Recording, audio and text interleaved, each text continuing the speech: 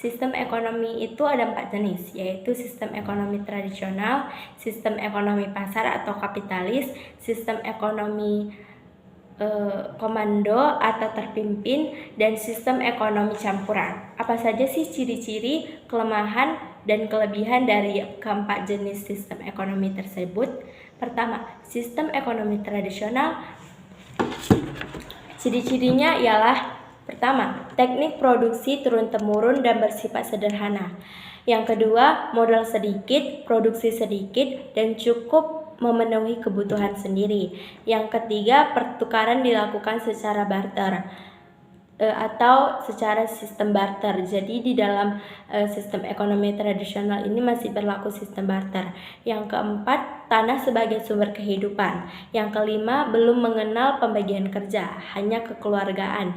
Yang keenam, masih terikat tradisi. Kelebihan dari sistem ekonomi tradisional: pertama, tidak individualistis. Kedua, persaingan sehat, hubungan antara individu sangat erat.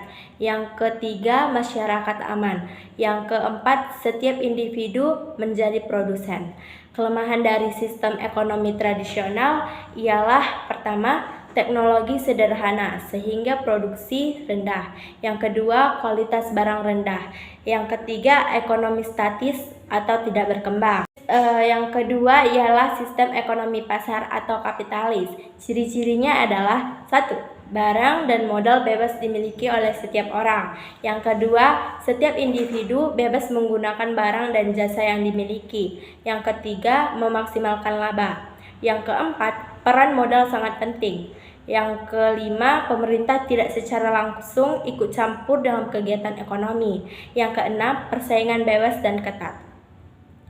Kelebihan dari sistem ekonomi pasar: yang pertama, menumbuhkan inisiatif dan kreasi masyarakat dalam mengatur kegiatan ekonomi.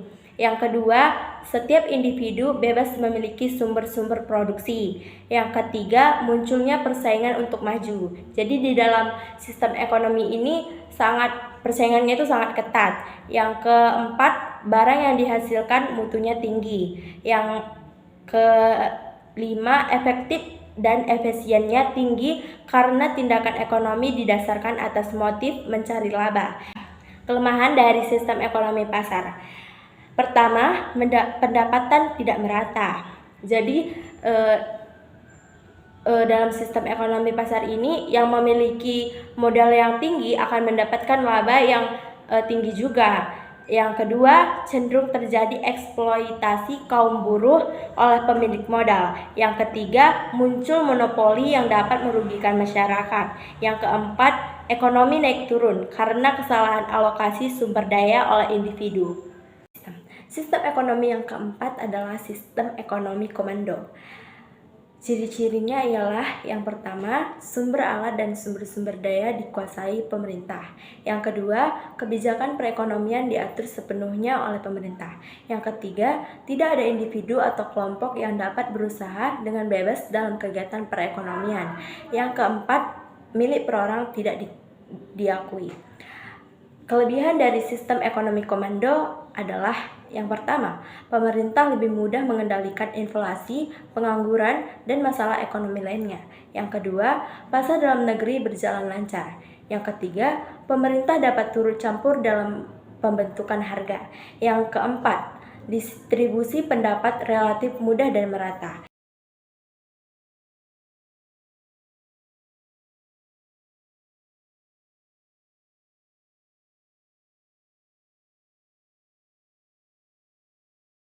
Yang terakhir adalah sistem ekonomi campuran. Ciri-cirinya ialah gabungan dari sistem ekonomi pasar dan terpusat. Yang kedua, barang, modal, dan sumber daya yang vital dikuasai oleh pemerintah. Yang ketiga, pemerintah melakukan intervensi dengan membuat peraturan, menetapkan kebijakan fiskal, moneter, membantu dan menguasai swasta. Yang keempat, peran pemerintah dan sektor swasta berimbang. Kelebihan dari sistem ekonomi campuran: yang pertama, kestabilan ekonomi terjamin. Yang kedua, pemerintah dapat lebih fokus menggerakkan sektor usaha kecil dan menengah. Yang ketiga, terdapat kebebasan berusaha sehingga mampu mendorong kreativitas dan inisiatif. Yang keempat, terdapat pengakuan atas hak milik individu terhadap sumber produksi meskipun ada pembatasan. Kelemahan dari sistem ekonomi campuran. Yang pertama, terdapat kesulitan untuk menentukan batas kegiatan ekonomi yang seharusnya dilakukan pemerintah dan swasta. Yang kedua, terdapat kesulitan untuk menentukan batas sumber produksi yang dapat dikuasai oleh pemerintah dan swasta. Itu tadi jenis-jenis sistem ekonomi, kelebihan dan kelemahannya.